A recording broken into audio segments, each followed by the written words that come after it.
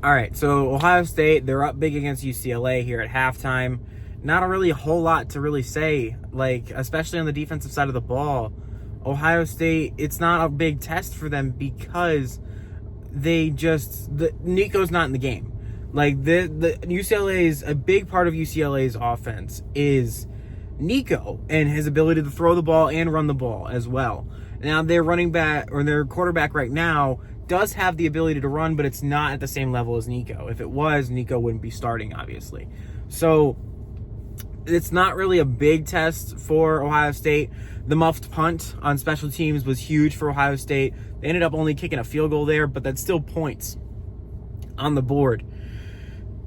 Carnell Tate, of course, not in for the game for the second week in a row. I honestly didn't even realize that he was out during the Purdue game, and just found out right after the game ended.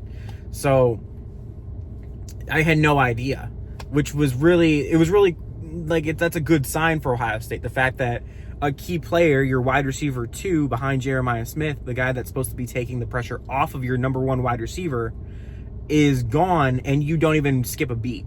So that's great for Ohio State. The fact that we have multiple, and we've known this, we have multiple receivers that can take the pressure off of Jeremiah Smith if they get the one-on-one coverage. That's what we need. And that's what we need, especially in the Michigan game this coming year, that we haven't been able to get.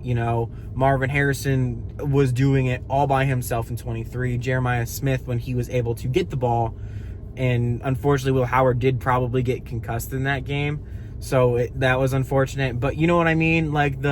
You got to have a guy to take the pressure off of your number 1 wide receiver. And Ohio State, especially against the Michigan and Georgia, and not even against Georgia, Emeka Egbuka was still really good against Georgia. But in the bigger games that Ohio State has struggled in, there was never a number 1 wide receiver, or the number 1 wide receiver was always the guy doing everything, and it just felt like no one else was really doing anything, especially in the passing game. So that's really good. And now it is only against Purdue, so we'll see. But, we got to be able to get that.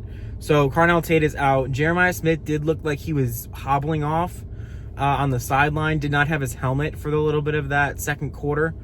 And if this is a lingering injury, the Buckeyes, they got to get healthy. You cannot play.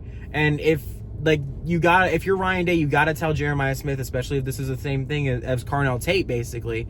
You were able to get Carnell Tate off the field and out of the game in the Purdue game, but you didn't do that with JJ. So I feel like you got to be able to do that for Ryan Day. Now, good that he was able to get JJ out of the game, but I feel like this could have been a game. And I get you never want to overlook a team, and I get that, but it is UCLA. They are 3-6. So, this would have been a game for JJ to get healthy and sit and have a Brandon Ennis and, Mylan Graham and Bryson Rogers, I'm sorry.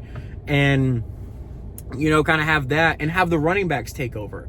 Because right now in the first half, the running backs are great. We had, I think it wasn't Donaldson. Whoever had the big hurdle.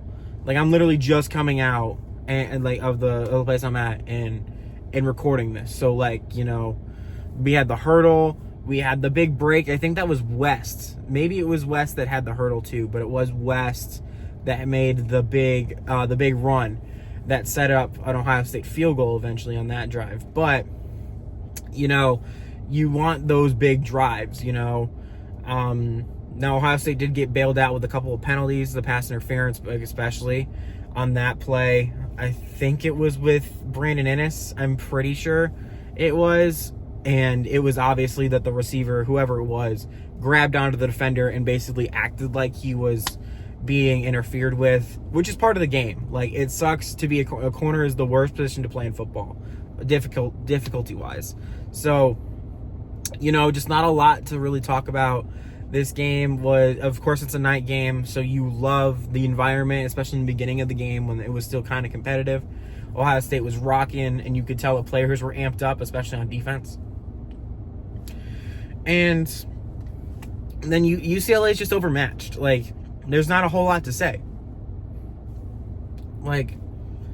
There's not. But, what are you going to do? So we got Georgia and Texas right now. Georgia is up 14-3 at the making of this recording. So right now, Texas looks like they're playing, and they're struggling right now, and this is their season right now. Unless they can beat A&M at the end of the year, which doesn't look like it's out of the realm of possibilities based on how A&M looked today, and just made their biggest comeback in school history against a 2 or 3 win South Carolina team at home. So, all the guys that are on, I think it was Booger McFarland on the ESPN rankings show, the CFP rankings, and talking about how Texas A&M needs to be first. How? I don't know what analytics they're talking about when they say Texas A&M leads or Ohio State and Indiana in analytics, but in FPI, Ohio State's first.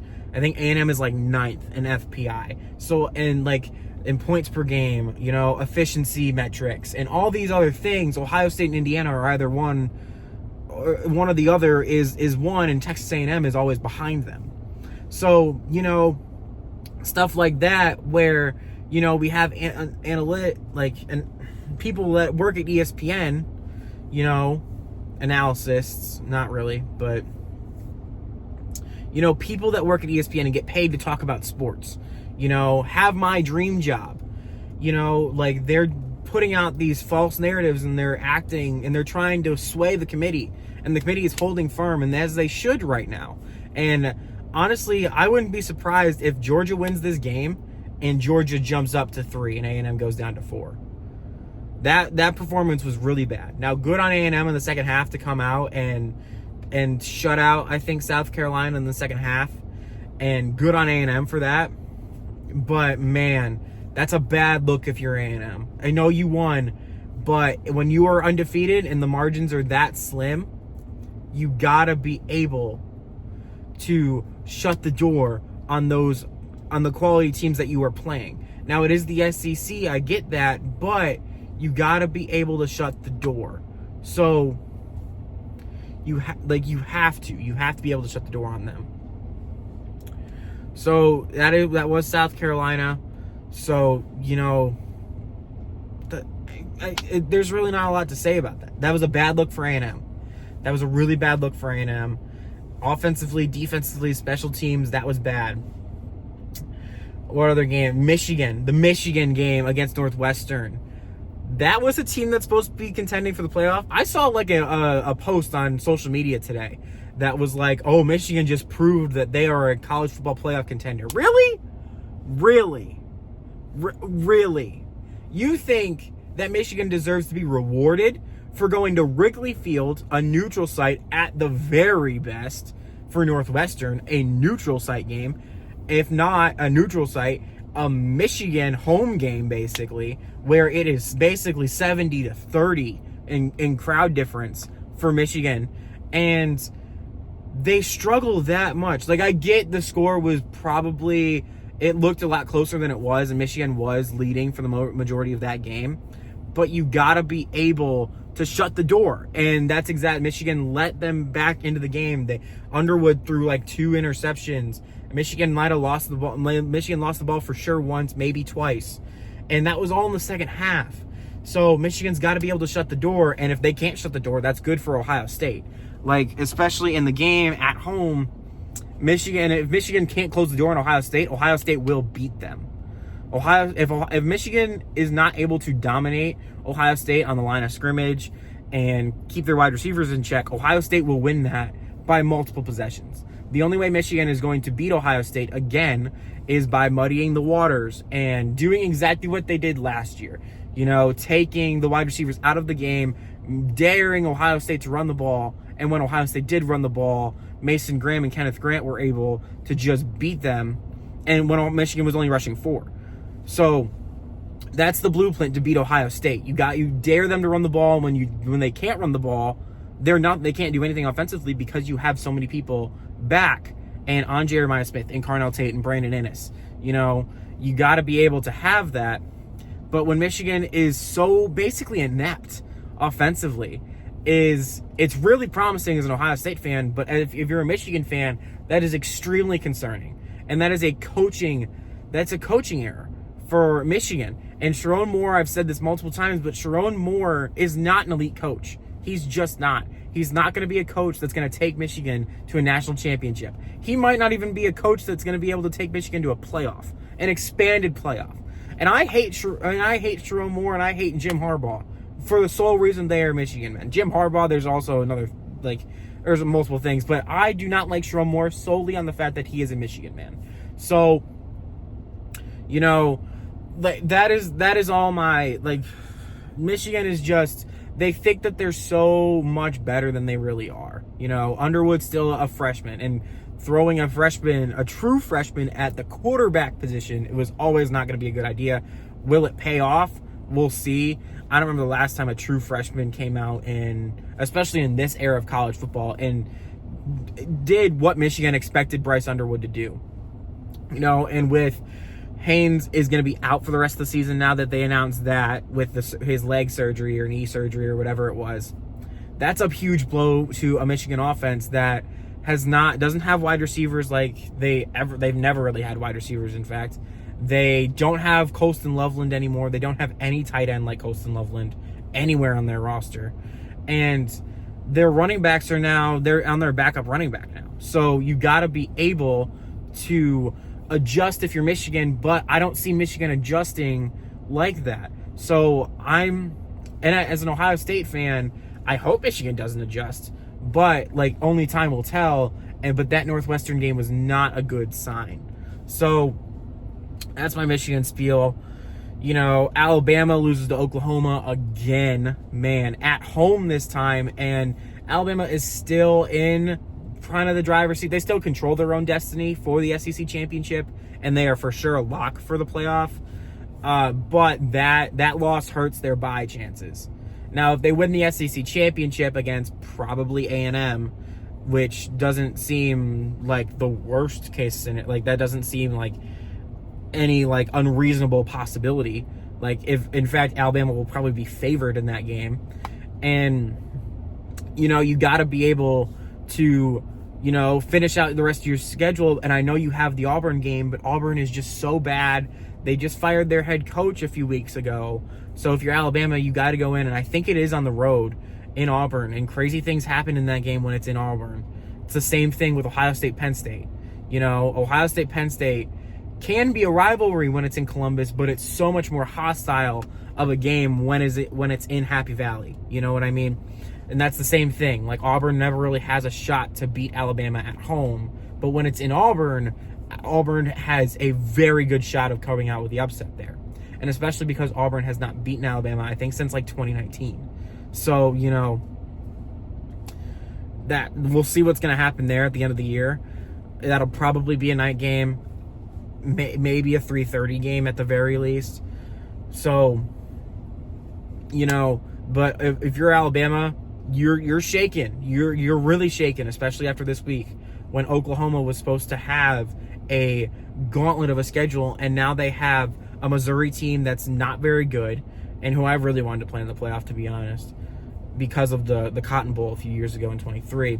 And you play LSU, a team that just fired their head coach and now is going through all the drama that does not make LSU look good. And if you're Lane Kiffin right now, that is more than likely going to leave Ole Miss. Right now, because he hasn't said anything saying that he is going to stay at Ole Miss, you kind of got to assume that he is looking for other jobs. And Florida is really excited about that, because if Florida can get Lane Kiffin, that is huge. I know James Franklin is thinking of going to Virginia Tech, and Ole Miss is trying to grasp onto Lane Kiffin, and Florida is trying to get them away. But if you're LSU, this is just a bad look, having politicians in your, trying to decide who's going to be your next head coach, and what head coach who's on the market, high market head coach that is being offered so many jobs like Lane Kiffin. And how are you going to want, if you are Lane Kiffin, you have one team who has won national championships and, had a dynasty and has a passionate fan base, and the other team that has all of those things but is having this drama of a buyout and politicians and your athletic director not being able to be on the hunt for a next head coach, and all this drama that LSU has. And when you have Florida over here, that's basically the same thing as LSU, although LSU has done it more recently than Florida. Florida also doesn't have all this drama hanging on to it. You know what I mean?